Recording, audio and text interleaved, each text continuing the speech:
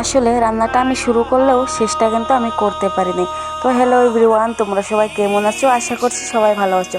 আর আমিও ভালো খারাপের মাঝখানে, মানে আমার শরীরটা যদি 1 ঘন্টা ভালো যায় তো 2 ঘন্টায় আমার খারাপ লাগে। তো এই জানি না কেন যে খারাপ লাগার যদি ওষুধ পাওয়া যাইতো তাহলে আমি কিনতে কিনতে ফকির হয়ে যেতাম। তো যাই হোক, দেখো রান্না এদিকে বসে দিয়েছি আর মাস্টারকে আমি বাজারে পাঠাইছি আর কি মাছ আনতে। তো আমি হাজব্যান্ডকে মাস্টার বলে ডাকে তার জন্য। তো যাই হোক, দেখো এদিকে ভাত বসে আমি পটলগুলো কেটে নিচ্ছি। কালকে পটল এনেছিল অনেকগুলো, তো এগুলো আর কি ভাজি করব, তার জন্য কেটে নিচ্ছি।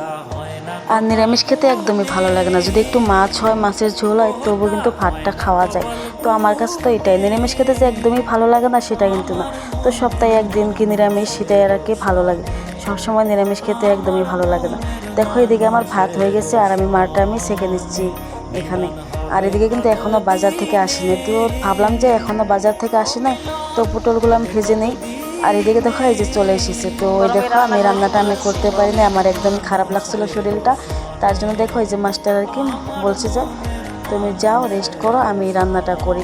তো ওই যে মাছের ঝোলটা আর কি বানাবে, আর ওই যে ডিমের আর কি বড়া বানাবে। তো দেখো আমাকে কিন্তু অনেক হেল্প করে দিয়েছে, সবজিগুলো আর কি কেটে দিয়েছে আর অনেক রোদ দিয়েছে। তো আমি বলছি যে এত গরমে রান্না করতে কেমন লাগে, তো সেটাই বলছে অনেক ভালো লাগে।